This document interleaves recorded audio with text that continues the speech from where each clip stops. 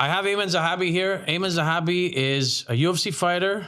He's a friend. I've known Aiemann for over 20 years. I actually grew up with his brother Firas. The real reason I called you here is because I want to hear your story about the journey of becoming Aiemann Zahabi. Yeah. Okay. I'm sure getting to where you are today, there was a lot of speed bumps along the way. Yeah. I mean, nobody gets to the top without those speed bumps. And I think that story is important for not only for people in the sports industry, for people in business, for anybody pursuing anything in life. And I think it's really important to discuss that. So start by giving us a short introduction. I know you're from Montreal, Quebec. Yeah. You're actually a Laval Chomedey boy. Yeah, correct? the Chomedey boy. The Chomedey Blues. I played on the football team, Pee-wee. Played on the soccer team. You know, I have a lot of great experiences in Chomedey. But, you know, I went to school in Saint-Dorothée for my elementary school. I went to Pierre Laporte. Then when I finished elementary, I went to a high school called École Marie Curie, which doesn't exist anymore. Higher education. Higher education, yeah. And then I went to Vanier College like you guys. I followed your When footsteps. you went, it was Marie Curie? It was in Chomedey High? No, it was Marie Curie when I went, exactly. Then when I left, it was the last year. Then it became, I think, École Internationale. Yeah. Then I went to Vanier. Then I went to McGill. And then I dropped out of McGill to go pro. Okay. And that was kind of like a big decision for me because I was cornering guys from like when I was 18 years old in the UFC. And I was going to university and I was traveling so often to work the corner, for being Frost's assistant and stuff. Yeah. So I couldn't keep up with the grades anymore. And I told Frost, I'm like, listen, I'm only going to have my youth once and school's always going to be around. Why don't I take a risk now before I get old and take a chance? If I don't make it in the UFC, okay, I go back to school at 30 years old. I'm like, let's make 30 years old my cutoff. And I signed with the UFC at 29, just before my 30th birthday. That's true. Yeah. So I went pro at 21. But MMA got banned in Quebec after my first pro fight. So I couldn't fight pro in the region for like 3 years. And when you don't have many fights, people don't fly you out. It was very hard for me to get a... MMA got banned in Quebec, meaning those amateur fights? No, the amateur fights are still banned. Okay. But even pro got banned. Because we were like one of the like the TKO organization, those things? Yeah, that all got banned. So we had like... What's the reason? For what? I don't know actually the reason. I can't remember the reason. But then they also even banned jiu-jitsu. You know, BJJ, the groundwork. It got banned for like 5 years in Quebec. Wow. You know, so it was hard for us to get experience. Yeah. That's why we have a lot of older Canadians also like to make it to the UFC. I never heard of that. When did jiu-jitsu get happened banned? By the time I was like, jiu-jitsu was more recent. In the last 8 years, it was banned for 5 or 6 year time. Not training. No, competition, yeah. Okay, competition training. Yeah. Were there any injuries? What's the reason for that? I think the reason was the province of Quebec wanted to get rid of all competitive sports that don't have an Olympic sport. So jiu-jitsu wasn't in the Olympics, so they banned it. And then when karate got pushed out of the Olympics, they wanted to ban karate competition in Quebec. Wow. But there's such a huge karate community, and there was a big backlash, and they got back in. Okay. And then now they're letting BJJ back also because BJJ didn't have like a governing body. We had to develop a governing body, and now you can have BJJ tournaments again. I see. But okay. Wow. Impressive. Yeah, it's interesting, you know. Yeah. And also like you know, MMA guys are seen as like barbarians still. I don't know, but I mean, the image has changed so much over the years. There's been so much education, especially with the UFC coming. I think COVID really changed the perspective of MMA because we were the first sport back. Like the NBA shut down, MLB shut down, and soccer, everything shut down except for UFC. Dana White's like, no. We're going to Fight Island. We're going to Yas in UAE. Yeah, that's right. We're going to do Fight Island, and we're going to do a bubble. We're going to follow the rules, and we're going to have fights. That was the best decision during that COVID period that Dana White ever made. And then like even TriStar, we saw a huge boom of members after COVID. And I think, you know, being the only sport that kept going during COVID attracted a lot of new eyes. So more people wanted to train after COVID than before COVID? Why do you think that is? I think it's a few reasons. Number one is, you know, UFC was the main sport that was on TV. And then another thing is people were forced to stay in their homes, especially in Quebec, like curfew, 8 o'clock. You couldn't leave your house. Everything was shut down. And I think people had this pent up, like, you know what? I want to live and I want to have life experiences. And nothing makes you feel more alive than combat, bro. Combat, I'm telling you, that is living, man. That is living. You know, there's not many activities you can do that force the complete human experience. Because the complete human experience is you have to use your mind, your intellect. You have to use your body, you have to train, you have to be physical, and you have to have spirit. And like when you're getting your ass whooped, you know, by somebody maybe bigger than you, and you have to use your brain to figure it out, you have to survive. And sometimes you're the nail, sometimes you're the hammer, right? So it takes courage, and it takes you know, overcoming fear and overcoming your anxieties and your and your I don't know how shortcomings. Yeah, and the You know, so adrenaline's it pumping. builds that character. Somebody who does martial arts develops a real confidence in their life, you know, and it's because you have to use all facets of life. Yeah, I agree. I mean, I've done jiu-jitsu with you guys, right? Yeah, I don't think I was the best at it. Yeah, no, it doesn't matter, but you're good, man. You're doing great. You're tough. I remember one time you kept coming late, and then Firas made you stand arm in arm with your old friend Kevin. Remember Kevin? Yeah, Kevin Fernandez was coming. You guys were arm in arm, back to back in a horse stance. And we all had to take turns and kick you in the leg. And if we didn't kick you guys for real, then you guys we had to join and be kicked in the leg. That's right. And I was the first one to kick you guys. And Firas said, "Hey man, you better set the tone for everybody." And I think I was like 15 or 17 years old, and I just kicked your legs, pam, pam. But you took it like a champ, man. I remember when we did that. The first person that kicked me was I don't. I was the first one. That was the first one. Maybe the second person or third person. They went in soft, and I'm like, "That's all you got." That's right. I remember you did that. That was great. And I was like, "Get him! You better fucking get him." So me and Kevin. So the funny part about that is Firas goes, "Whoever drops first is getting kicked again." So Kevin's like, "I can't take it. You take the fall." I'm like, "Fuck you! I'm not fucking falling." So you're training your mind, man, and it's discipline, right? So like, better not come late again. You better, you gotta. It develops character. It's cool, you know. It's listen, cool. for me, because I know Firas was more of a friend. You have a problem with authority. Well, it's hard to. It's not that I have a problem with authority. It's hard to take your friend seriously when you know he's just your friend. Exactly, you know what I mean? Exactly. So I'm saying that's the difference. Imagine if he's your brother like me. You know, it gets crazy in there. And for me, it was just a pastime. It wasn't. I was never going to be a hobbyist. It's still good, man. Yeah, still good. But I had to say one thing. I sent you the video. I haven't done jiu-jitsu since we were what. I'm 45. We were 21, 22 years old when I went to TriStar. That's over 20 years ago. Oh my God, that's crazy. And I sent you, remember I sent you the video at the office? One of the guys challenged me. Yeah. And I don't know what we were just playing around and I got him in a triangle choke. Yeah, that was awesome. Yeah, you don't forget that stuff, man. That's crazy. And I was reflecting after that. I'm like, I can't believe my body, my mind, my body remembers how to do any of this stuff. Obviously the technique was... from drilling and also doing things under stress, right? And then when you learn how to do things under stress, like riding a bike. They don't really leave you. 100%. And my daughters, I took them to jiu-jitsu. I think it's fantastic. Great. Yeah. There's one of the guys I used to train at TriStar, Greek guy. Forget his name now. Yeah, he's an engineer. He has a school, but it's more for younger kids. Yeah, that's great. They did that for a while. My youngest daughter really liked it. I think it's great for kids. Yeah. Listen, if you've got a kid who's a bully, he's got a bad temper and it goes against authority, putting him in that gives him discipline and realizes he's not always the biggest dog, and there are other guys that can put him in this place, and he rounds himself out. You take a kid who has no confidence, teach him martial arts to learn how to leverage his limbs and power and all those things, and he develops confidence. So it's a good way to handle kids from both ends of the spectrum, from weak and scrawny to maybe overbearing. Too much aggression, yeah.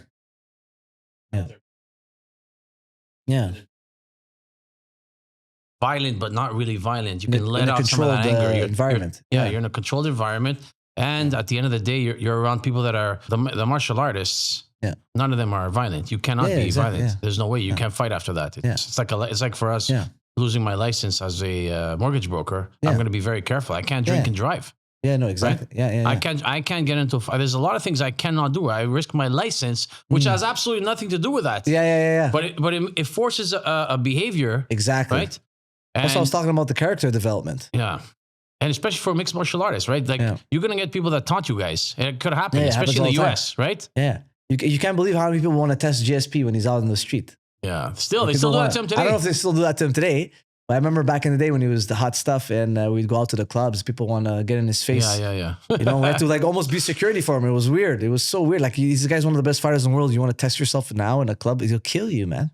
Yeah. But the problem is they know, the people doing that, they kind of know he can't, right? They'll test you. He's on his best behavior. Because they know that I'm going to test this person.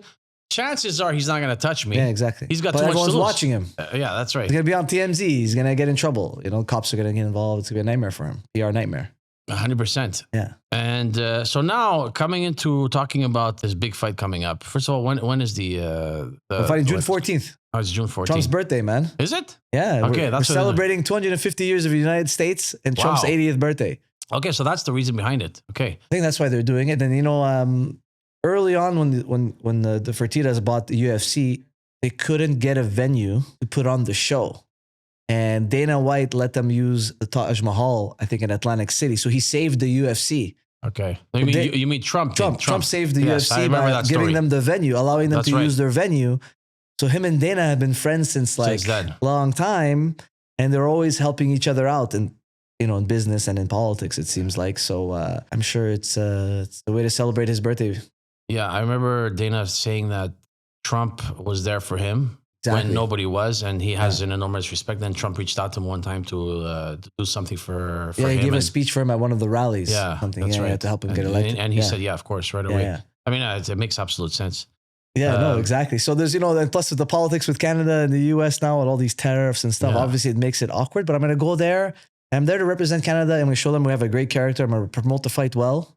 And, we're going to be dressed well. I'm going to have nice suits every time I go to the White House, every time we're on camera. We're going to speak well. We're going to represent Quebec. We're going to represent Canada. And it's an interesting thing with America because we're joined at the hip. There's no getting rid of them, right? It's like having a brother that you're on the outs with.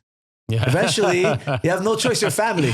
You're stuck together, right? So sometimes you're cool with your brother, sometimes you're on the outs, but at the end of the day, you're gonna resolve your issues, and it's better to do it diplomatically than any other way. Of course. And they're our biggest trading partner. We don't have a choice but to get along. There's nobody can replace them, right? So for me, it's like, okay, let's go there and show them who we are. The only way to better things is to interact with them. So I find it weird. Some people, Canadians, are like, how can you be going there and representing Canada? Don't you know what they're doing to us? It's like, yeah, they told you let's open the door. You're going there to fight. Some people, they hate on Twitter that you shouldn't go, you shouldn't be there. It's whatever for all these reasons. But it's just like, there's only one way to communicate with them. It's to be there in their presence and talk with them. And well, we also have, like in Canada and Montreal, especially. The two big fighters that came from here is you and GSP. Yeah. And you guys conduct yourself very, very well. I think you represent Montreal in an amazing way. Yeah. First of all, we show that we have multiculturalism. Yeah. Right? George St. Pierre is French-Canadian, speaks English, broken English. Yeah. But still he's gotten better. He's gotten a lot better. Much better. My other cornerman, Neil, he's English, Anglo-Canadian and half native. And then for us and me, we're Lebanese descent, born here.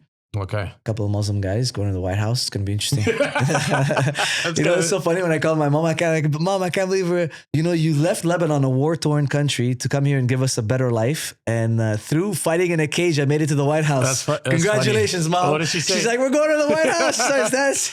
She must be proud. She's so proud, man. She's so happy. Yeah, for sure, man. How are your brothers doing? Our brothers are all doing good, man. They're all doing really well, man. They'll have their kids. They're happy. You guys are 4, right? We're 4, yeah. We got Ahmad, you, Ahmad, and Tarek. Yeah. How's Tarek? Are you still wild, Tarek? No, he's good. He just became an electrician. Really? Okay, nice. Went back to school again, got a trade done. So now he's doing electricity, which is great. Nice. Where does he live? Is he still in Laval? I think he's in Laval, yeah. Are you in Laval too? No, I went to Blainville, bro. Oh, Blainville. Okay. Yeah, More north. What Chomedey used to be, Blainville is now.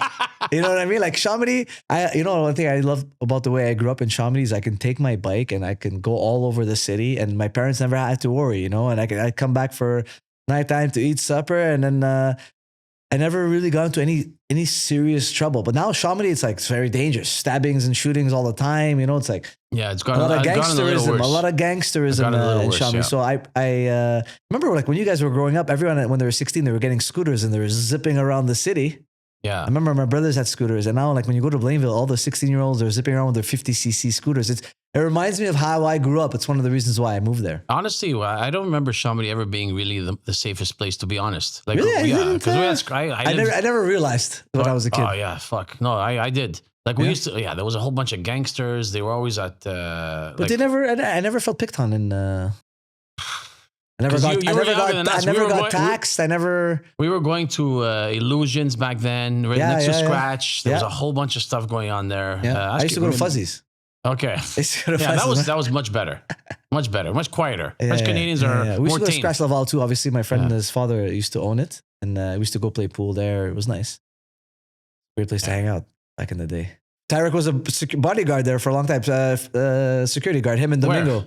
At Scratch. Oh, Domingo. How's he Tarek doing? and Domingo, man. Domingo, I haven't seen in a while, man. I'm sure he's doing really well. He's a great guy. Kevin, I haven't seen in a while. I haven't seen him in a long time either, man.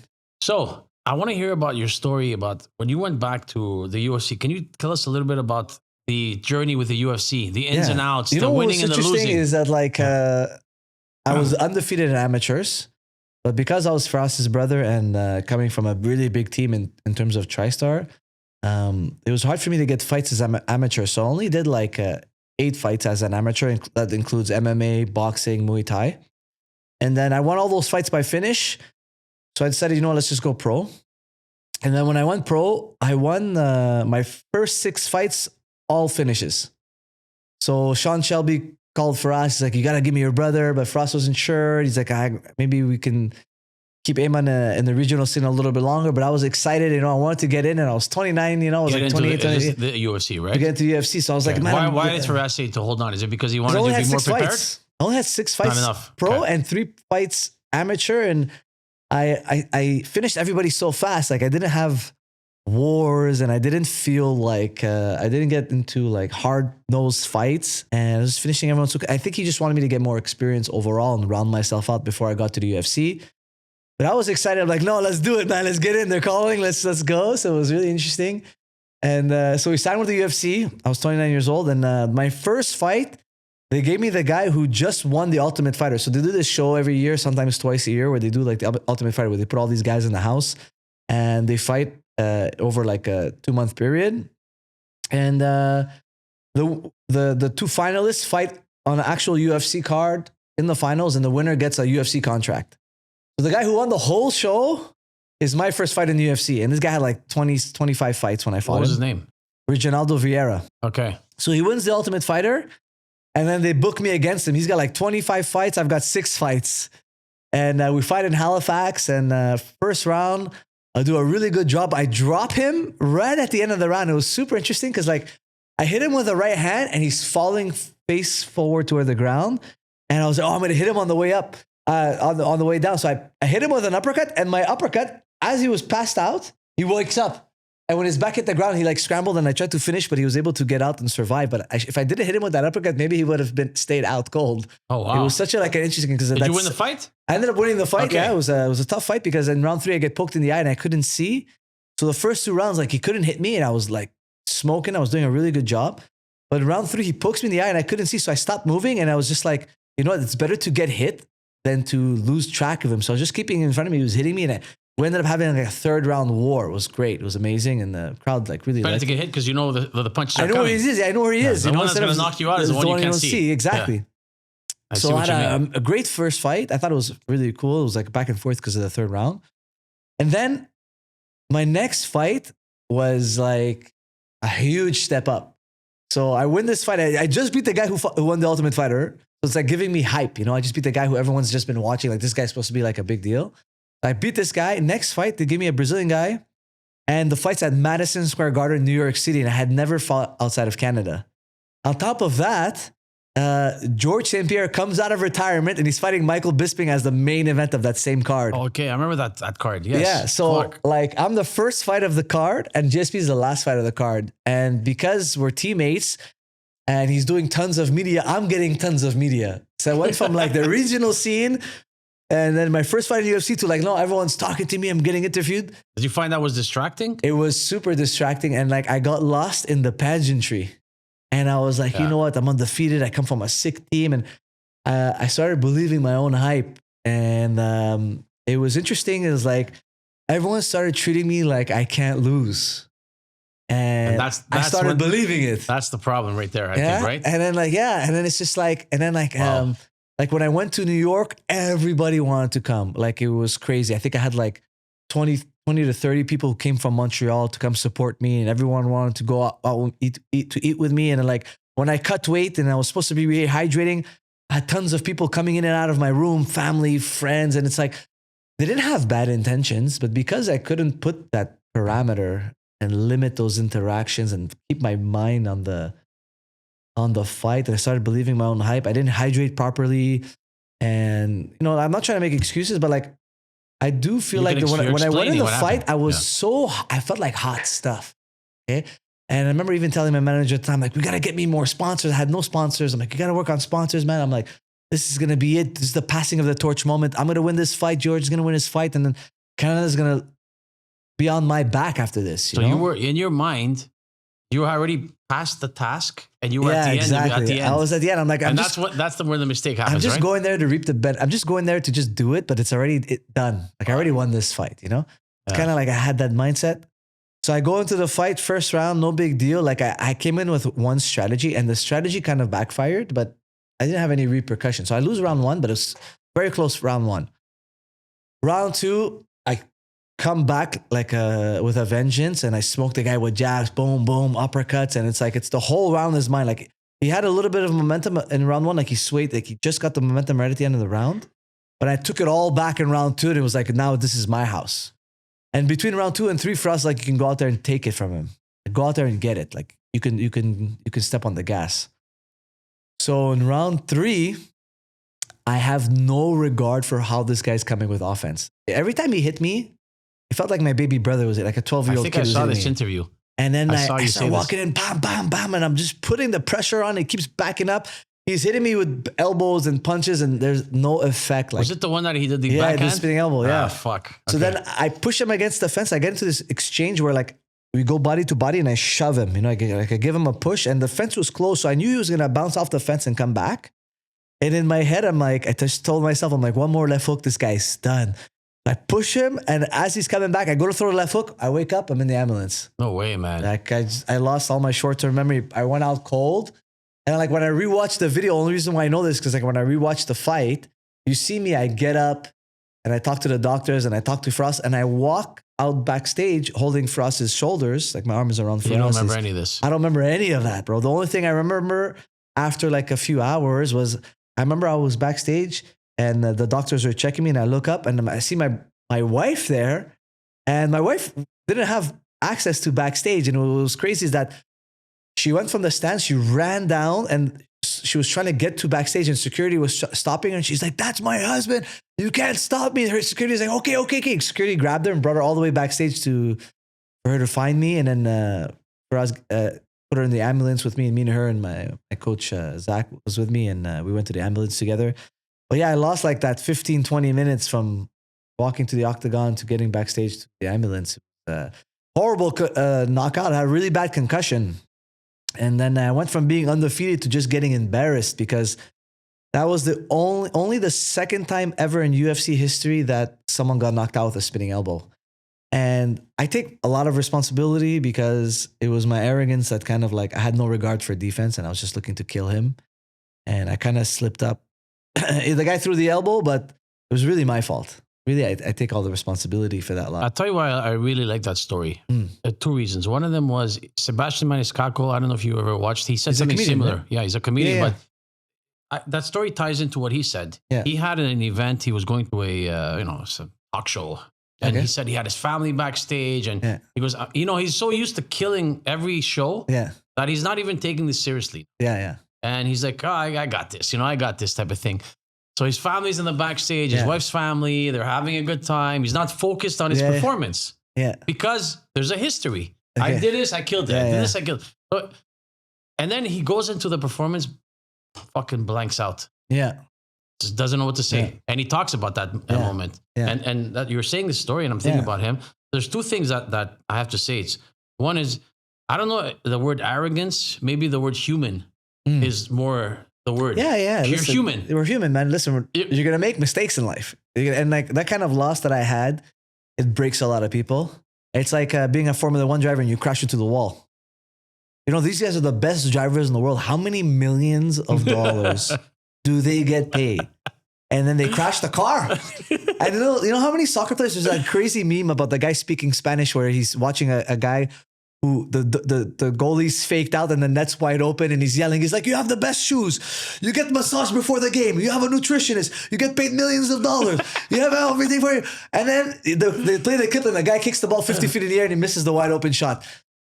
It's human to make mistakes and to come back from them and to never come back from them. And who are you? That the judge of your character is when you fall, can you find your way back on the path and still be successful? Can you tell us? So the continuation of my story. Let's hear it. So I take 18 months to recover from this concussion. And like, what's interesting about so concussions, it's like they know a lot about concussions, but it's like a drop in the bucket to what is possible. So we don't know why. Like some guys, they get a concussion, they're back in the fight like a few months later. And me and my concussion, like for me to come back, it just took a long time. And I know Sidney Crosby had a concussion. He had some issues too. It took him a long time. So we don't really know why it takes longer for some guys than others. But anyways, it takes me a long time to come back. Then I get into the ring for my next fight against this guy named Vince Morales. And my anxiety in the fight was through the roof. Like I thought I had done enough. I thought I had trained enough. I thought I had faced the fears, but I didn't face the fears enough. And then first round of that fight, I won the first round, but I was losing my confidence as the clock was ticking. Wow. And I was scared that the further the fight would go on, the higher chance I would get caught with something. Because the last time I got caught very late in the fight. So, okay, I won this first round, but now I got to get through the next round. So my anxiety was building as the fight. And then as the fight went on, I was taking less and less risk. I was throwing less punches. I was shooting less takedowns. I couldn't let go because to be offensive, the more you try to throw, you take more risk. Yeah. Being defensive is less risk. So I started becoming a shell of myself in the fight. The more the fight went on, the less I was able to do stuff. Did your brother notice? Did he notice you were doing that? I don't know. I can't remember. We didn't really have a huge talk about that fight. But then I was more embarrassed about losing like that than going out on my shield. Oh, so you did lose that fight. I lose that fight. I thought I won the decision. I thought I had done enough to win the first 2 rounds, and I lost the last round. But the first 2 rounds, I thought for sure I won. Even now, looking back, I still think I won, but it doesn't matter. Losing is losing. So, but what I take from that loss is that it's worse to not perform at your best and give it your all and lose a decision than go out on your shield. Like when I lost to the KO in New York City, I was on my way to finishing the guy. So I had a lot of respect from people. Like, okay, yeah, you got KO'd, but at least you almost finished the guy. Like you're pressing on the guy, right? Like you showed courage. Whereas this fight, it's like, man, it looks like you lost that edge. And then after that loss, everyone doubted me. Like I was thrown in the garbage. Like fans, even till this day, now I've won 7 straight. I beat one of the greatest of all time, Jose Aldo. I beat Marlon Vera after he broke my arm after he drops me in the second. I get up, he breaks my forearm with a kick, and I still win the 3rd round. People don't give me any credit because I fought like as a coward in that fight. Like that 3rd round, I didn't fight with heart against Vince Morales. So it's following me till this day. How about what after that fight? Yeah. Did you feel like you had to psychologically work on yourself to? Yeah. It was. I had to dive into books. Like I started reading a lot of books. One of the first books that really helped me was Psycho-Cybernetics. It's written by this plastic surgeon, and he would refuse clients. People would come to ask him to fix their nose, fix their ears, fix this, fix that, and he would have 5 to 10 meetings with them to try to convince them not to do their surgery. And his perspective is that once I fix your nose, you're going to find a mistake with something else. And then you're going to go from, I just need this one surgery to having 11, 12, 13, 14 surgeries. And you're going to look like a monster at the end. Yeah, which we're seeing a lot of that today. Yeah, exactly. And he was talking about, basically his whole thing was, you need to have a healthy self-image. And if you have a self-image that is less than what you are, you can't take the risks to be great. And if you have a self-image that's overinflated, you take too many risks. So you need to have, it's not about only being realistic, but you need to be optimistic, realistic, right? So you want to be optimistic about the future and your goals, and you can achieve things, but you need to know around in what level of playing field you need to compete in, so you can reach your maximum potential. Because we don't all have the same potential. We don't all have the same genetics. We can't all reach the same goals in the same field. Like I don't have the body type to be an NFL player. So like for me to dream to be an NFL superstar, it doesn't make sense. But where I'm born, who's around me, my height, my physicality, my mindset, what I have access to in terms of resources, being an MMA fighter worked out. It was within my playing field, And one of the best things George ever told me was one of my fights. After I won a couple of fights, I was fighting this kid, and George came and told me, he's like, look, you don't have to be better than you are tonight, and you don't have to be worse than you are. If you're just you win. You beat everybody in this division if you're Aiemann Zahabi. If you try to be more than Aiemann Zahabi, you're going to make a mistake. And if you try to be less than you are, you're not going to take enough risk. He's like, if you're just yourself, you're going to be world champion. And when he told me that in the situation that he told me it in, I believed him. And I've been on a tear ever since. And I feel like it's the same thing now. I'm going in this card against Sean O'Malley at the White House. I'm getting all these. It's a big name, right? You're fighting a big name now. A huge name. Yeah. And people are calling it the Super Bowl of the UFC. because it's going to be a one-off. Everyone's going to be watching. People who don't even watch MMA are going to be tuning in because you know how Trump gets eyes. He gets viewership, you know? So a lot of people are going to be watching. And for me, the lesson I learned in New York is it's not going to be great until I make it great. And I had this monster opportunity against Jose Aldo and here to fight at the Bell Center in Montreal. And everyone was asking me, they're like, aren't you so excited? Aren't you so... I'm like, listen, it's an honor to fight a legend. But unless I beat him and I put on a sick performance, it doesn't matter. This could be the worst night of my life. I can go there at the Bell Center in front of 22,000 people and get KO'd in 10 seconds and it will be the worst night of my life. Like this is supposed to be my coming out moment. You know, and now that realism keeps me humble and it keeps me hungry. Like I've got this hunger inside me that I want to go out there and I want to perform. So like when I fought Aldo and then he misses weight by 8 pounds, like when we're supposed to make weight, he wanted to weigh in at 145, I was 136.8. It doesn't make any sense. And I took the fight anyway, because this is my city, you know, and I want to represent. And, you know, I thought we can beat him. I thought we can break him. And I took the risk and I fought a great fight. Like that was one of the most memorable fights. That fight put me on the map, you know, and but you won that fight, right? I won that fight. Yeah, it was an incredible fight. One of the best fights in my life. What happens if you lose a fight and the other guy missed weight? Can you? No, nothing happens. You decided to fight, you fight, bro. Nothing happens. The loss is there. It's on your record. It's on your record, bro. That's it. Where they're doing the actual weigh-ins, if the person misses weight, what's the process? Can you refuse normally the fight? we take 20 to 30% of his purse, depending by how bad he missed weight. Yeah. By the way, purse means the pay, fighter pay, guys, fighter not an actual purse. Yeah, exactly. The fighter pay. Get 30% of his pay. You guys don't walk around in purses. No, exactly. And then, but in Montreal, there's actually a really weird rule that they don't have anywhere else. Yeah. So if there's more than a 5 pound disparity between the fighters, the fight's off. You can't fight. Okay. So there was Where was the fight though? In Montreal, bro. Okay. So there's a rule. I can't fight him. So because he missed, had a greater than 5 pound disparity, the fight's off. So I had to gain weight to fight him. Wow. So I started hydrating. They wouldn't let me weigh in until I hydrated to a weight that it was competent to each other.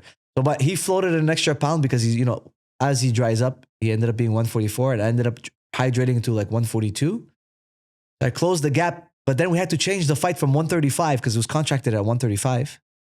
And we had to change it from 135 to 145. So because we changed the weight class, he didn't have to give me his purse. Come on. And this guy's, 8-time world champion. So he's getting like $1 million+. So imagine who's deciding? Is this decided on the spot? No, because we're fighting under the Montreal Commission. Ah, I see. We're under these parameters here. Okay. So because we changed the weight class, I don't get 30% of his purse. I would have made crazy money. But so we negotiated with the UFC, and the UFC offered me more money than I was supposed to get. So they gave me a sweet deal. So I'm really happy, but it's still a little bit less than. But how do these deals happen? You got 24 hours to decide. Not even 20. I had literally 1 hour. Actually, I had 45 minutes to make a decision if we're taking the fight or not. Yeah, but at that point, they know you're going to take it, right? You're there, you're trained. The pressure's on, man. And this is my city, bro. Yeah, and it's my your family, city. my wife hadn't seen me fight in 5 years live in attendance. Wow. I got her front row seats. And then you want to fight too, right? I want to fight, man. And I'm fighting one of the greatest of all time. What an honor. In my city. I thought it was going to build my name in Montreal. And, he almost killed me in the fight. He won the first round. I won the second round. And round three, he rocks me with the right, hits me with the knee, soccer kicks me once. I get up, I sweep him, I get up, punches me, drops me again, soccer kicks me again. I get up, I turn it around, I punch him in the face, get on top of him, and I elbow him until the fight ended. I cut him open. It looked like he wanted to quit. I broke him mentally, spiritually. Do you think? He retired after the fight. He was toast after. That was it, How old man. is Aldo now? He was 38 when I fought him. Maybe he's 39 now. Yeah, he's still a tough fighter, right? He's one of the fastest fighter I've ever faced in my life. Incredible. But genetics. McGregor was lucky to knock him out of the first. Yeah. That was incredible. Seconds, Got into his head, man. Got in his head. He The only really guy to did. do that. It was incredible. And the crazy part is you see McGregor like visualizing how he's gonna beat Aldo. Yeah. Remember that scene? Yeah. He's like, I'm visualizing. I'm gonna hit him. Backstage, you're warming up with it. It was nuts, man. Yeah. And then, for me in my story, it's less like it's the story of like never giving up because. I made my decision to go pro at 21. I didn't sign to the UFC at 29. So that's kind of like getting old. Yeah. Then I win my first fight. Then I lose 2 in a row. Yeah, I lose 2 fights in a row. And now it's like I'm getting old. I'm like 33 or 34 or whatever at the time. And then during COVID, I fight this guy. I knock him out in the first round. I get my first UFC bonus performance of the night. Then I go out there. I beat another Ultimate Fighter winner. Then I go out there and I knock out another kid in the first round, the first minute of the fight. Then I get another, and I ended up seeing this like 7-fight win streak. And I'm number 6 in the world at 38 years old. Like my message to the young kids, it's never give up on your dreams. Like even if people tell you, oh, you're behind, you're late, your age, you're not smart enough, you're not strong enough, you're not fast enough, you don't jump high enough, you don't have this ability. Like if you really believe in something, you have to surround yourself with other people who can get you there and who also support you and love you and do everything they can to get you there. And like one thing I think this part's really, really important. It's important. And there are people who in life who care more about the destination, getting there and the process than about dollars. I'm lucky because guys like Faraz, George St. Pierre, they don't care much about dollars.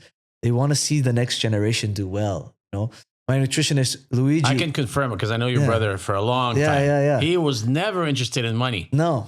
Never. We were friends since we were kids. He always, because I know Faraz, for the people that don't know him, he loved training. When we went to Vanier, he would train everybody for free. Yeah.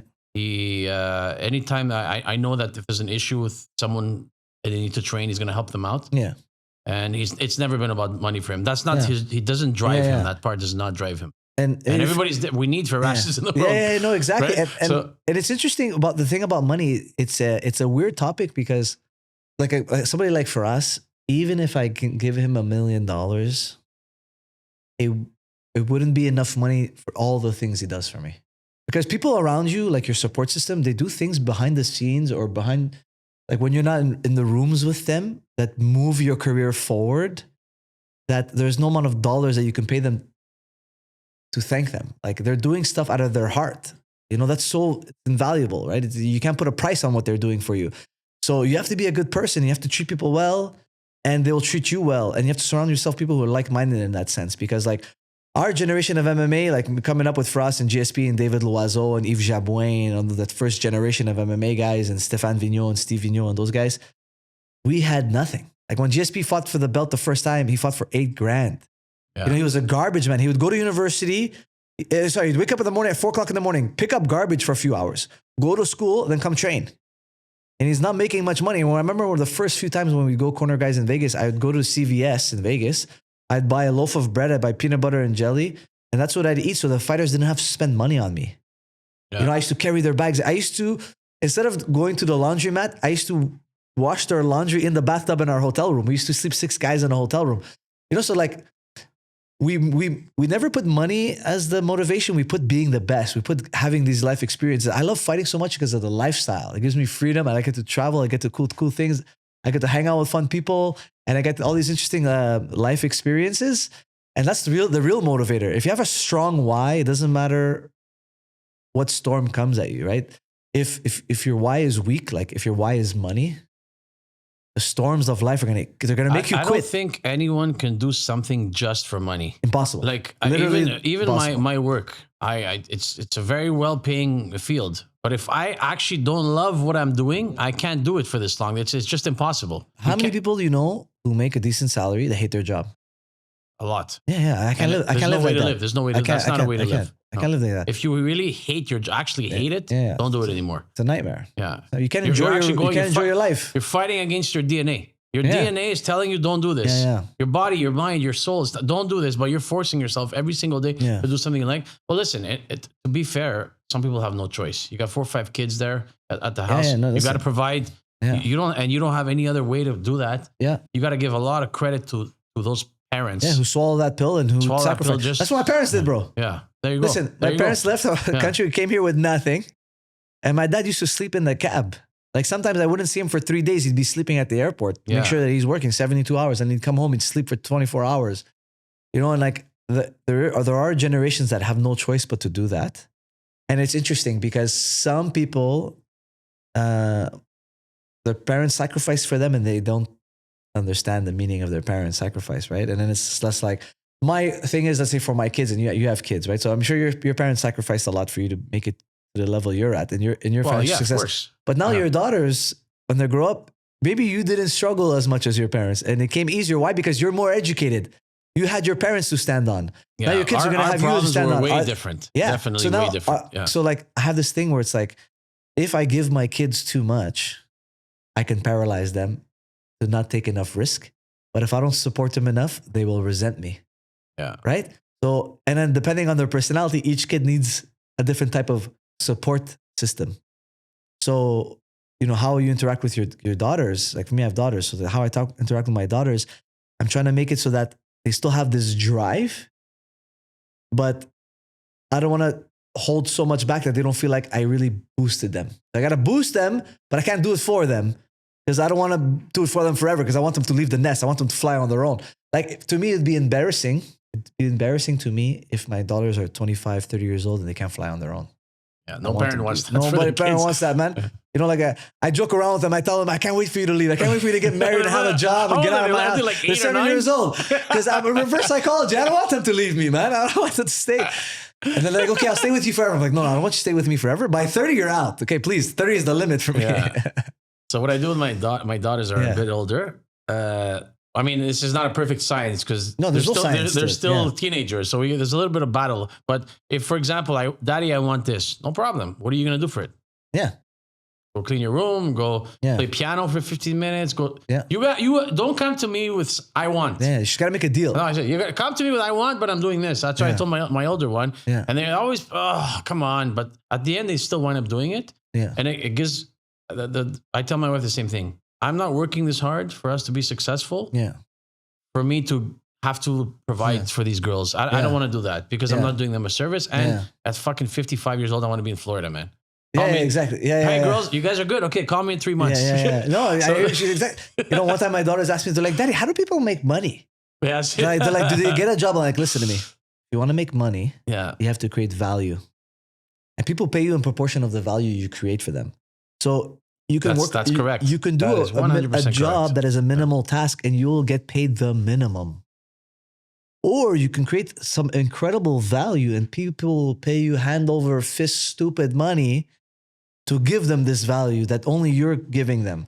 So we need to find something that they like doing and that they can create value. That's really the end goal, is how can they create value to the world? I really like this. What you're saying right now is fucking great. It's fucking fantastic. Thank you, man. True. I appreciate it. That's real life, man. I love some of the stuff you said, bro. It's just a little clips. Yeah, thank you, man. I appreciate it, man. I'm like, hey, Aiemann, for a guy who gets punched in the head, it ain't too bad. It ain't too bad. I'll tell you, I told you why I'm doing the podcast. Yeah. Not because every person has a personal struggle.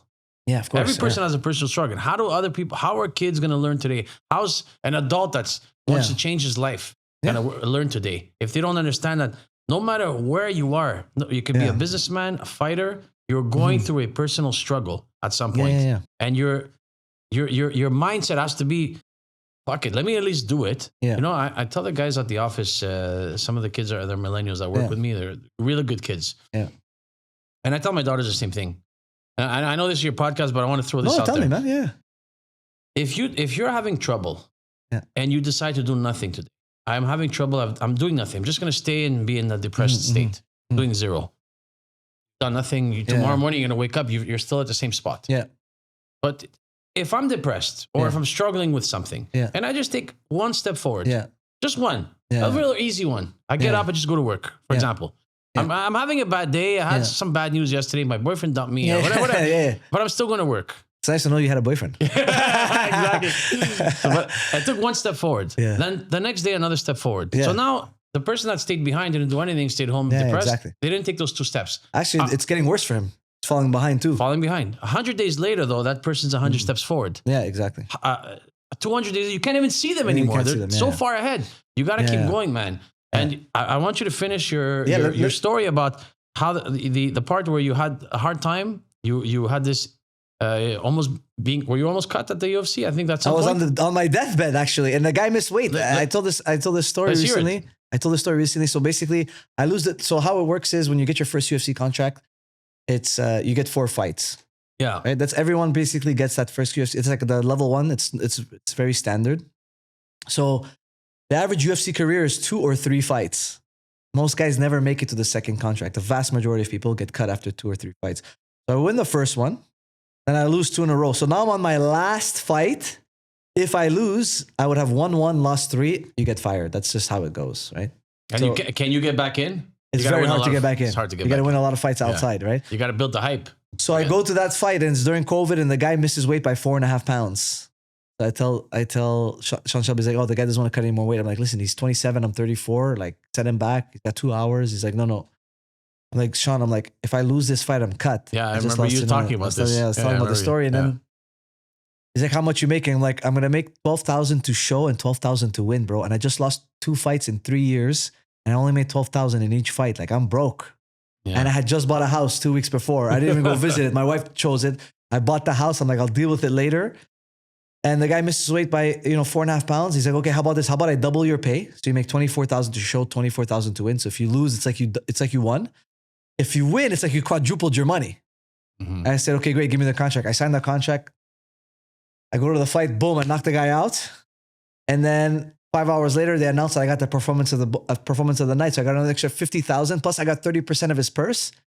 So I left with like 105,000 or $107,000. This is US, right? USD.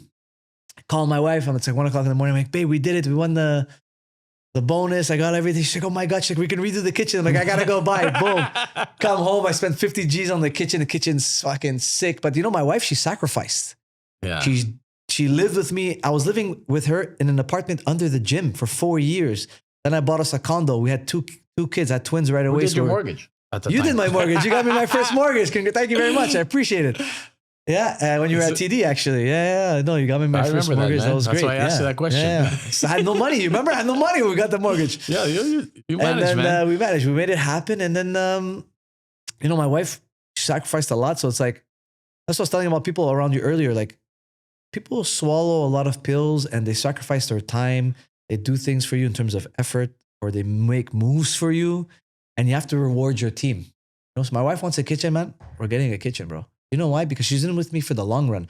At the end of the day, Can we cut out this clip? I don't want my wife watching this. No, but it's true, man. I don't want Mary watching this video. Yeah, that's true. And it's so funny because one of my fights, actually my fight with Aldo, my daughter, she's like, you're the king of no, dad. Every time I ask you something, you say no. I had to explain to her, I'm like, babe, listen, we're fighting a guy who's one of the greatest fighters of all time. I can't take you out as often as before. I got to rest. I got to focus. I got to do this. I got to do that. I got to do extra training. And she felt bad for those 3 months because I wasn't as active with her as I normally am. And then when we finished that fight, I took them on a beautiful vacation. And now they expect a vacation after every fight. Last fight, I took them to Doha in Qatar. And they got to experience a really nice 10 days there. And it's like, you know what? Like, if the people around me sacrifice with me, they should reap the rewards, So I help the guys I'm around, and I try to give back to the people around me as much as possible. And you can't forget the people, because you don't want to make it to the top of this mountain alone. Because you think, it's not so bad being 37 and alone. Let me tell you something, 67 and alone, a brutality. That's a brutality, man. You know anybody? Yeah, there's a lot of people I know. There's a lot of people I know that, at 50, they don't have anybody. Because what they did to make it to the top, it burnt a lot of bridges for them. Yes, they have money, they have the cars, they have the things, but they've lost the people. And I don't want to be like that. I want to be like Faraz. I want to be like GSP. Like GSP and Faraz, you can't tell how successful they are if you just met them and you don't know the industry. But they're hyper successful, and the people around them are still there with them. They brought them up. They lifted the team, It's like they didn't make it there alone, and they never say they did, right? And you can tell that they didn't make it alone because of the crowd that they have around them. So it's interesting. So you can't let the crowd poison you, like it happened to me in New York. That's my fault. It's not the crowd's fault. It's my fault because I didn't put the parameters to protect myself. Now I have even more people's support, but my parameters are clear, and it's clean support now because I've learned that heavy lesson. Yeah, there's nothing wrong with setting boundaries, especially if it makes sense. Yeah. Of course, if you're going into a fight, the last thing you want to do have is distractions. But you said you learn your lesson. Yeah. Mistakes are there. You mentioned that maybe the arrogance, but humanity comes into play. Like when you're hyper successful and doing whatever you're doing, you're gonna make mistakes, man. It's just part of it. Get back up. You talked about that story. You got back up. Yeah. You went from losing a fight. You're fighting at arguably the biggest UFC event ever. I think this is going to be the biggest one ever, man. Yeah. It's going to be. We're spending $60 million on it, and also going to have the biggest attendance. So let's say GSP has the record for. He fought at the Rogers Arena against Jake Shields. They fought in front of 55,000 people in the baseball arena. Okay. This fight, it's going to be 5,000 on the lawn and 80,000 people. Wow. In the How are they stands. gonna It's going to be manage outside, man. They're going to have huge TV screens for the 80,000 people. Surrounding the White House. Surrounding, across the street from the White House. It's going to be incredible. I'm assuming security is going to be like... They're spending $14 million just on security, they told us. And we're all getting background checked. All me, my cornermen, everybody that's going to be the 5,000 people on the lawn, they're all going to be background checked. You know, I'm going to be walking out of the Oval Office. It's going to be interesting, you know. It's going to be sick. You know, I asked Drake to walk me out. I haven't heard back yet. Who? Drake. Asked Drake to come out. I thought you were going to ask me. Yeah, it'd be nice if you came too, you know. I see you got a nice watch, man. Give me a nice little Rolex, man, for the fight, man. Why not? Ask Uncle Dana. Uncle Dana. I need to watch, you know. But, you know, they reached out. They sent me some OVO merch. So I did a collaboration with OVO. So that was pretty cool. And yeah, I know it's cool. It's like, it's also like a lot of people now are starting to become fans of mine because of the White House. Like people think this is crazy. People think this is a mega event. So I'm garnering more fans now because of it. I think fans respond to a couple of things. They like the humanity part too. Yeah. When they see their fighter as a human being, it's likable. He's approachable. Yeah. And now they're gonna hear hopefully they're gonna hear your story. Yeah. And I could say this now. I know you. I know your brother. And you guys are just a great family. Thank you. Always were a great family. You're just good boys, man. You guys enrich society for sure. Thank you. Appreciate it. You do that. You do that from your training. You do it from your fighting, but you do it from also the way you carry yourself, the way you are with your family, and you haven't really changed. Yeah. I mean, I call you up. I haven't spoken to you in like 5 years. Boom, right away you say yes. Yeah. And it's the same thing for me. If you ever need me for anything, you know, it's not a problem, right? Yeah.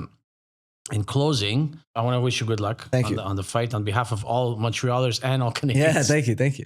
No pressure, but you better win. Yeah, I want to win. Man, listen, I did a newscast with his news thing called Newsmax. And the guy's like, oh, so I said I want to make them the 11th province. You know, they keep talking about this 51st state. I'm going to go to the White House. Just don't We're say going to win that. there in their house, man. In their house, we're going to make them the 11th province. Don't say that there. The Americans might take it the wrong way. I don't know if they're going to have so much humor. Have snipers on the roofs. So in closing, do you have any piece of advice, anything you want to share? The youth of today, to people struggling of today, any words of wisdom? No, for me, you know, the thing is, it's like nothing comes easy.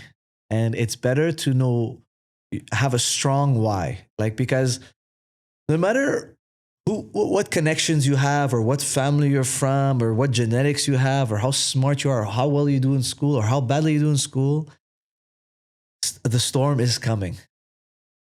Nobody has anything good without facing a few demons and getting knocked down a few pegs. Okay? Hell is coming. Now, you're either going to enjoy that ride or it's going to be miserable. And the only way to enjoy it is to do something you like. And there is something beautiful on the other side of it. So don't stop till you get there. Like, if I would have quit after my 2 losses, I would have never experienced the 7-fight win streak. I would never be fighting at the White House. And looking back I love all the pain I felt makes these moments feel that much better. And if I didn't have those moments, like, when I was on my 7th-fight win streak before I got KO'd, I didn't enjoy that win until when I broke my losing streak. Breaking my losing streak felt better than the first 7 wins. Those first 7 fills were nothing in comparison once I've crossed hell. You know, so the worst times end up becoming it's what you reap, what you sow. So the harder something is, the worse things feel, the better the ecstasy on the other end. So you got to see it through to get that ecstasy. But if you quit before you get that ecstasy, that pain wasn't worth it. That's fantastic. Appreciate it.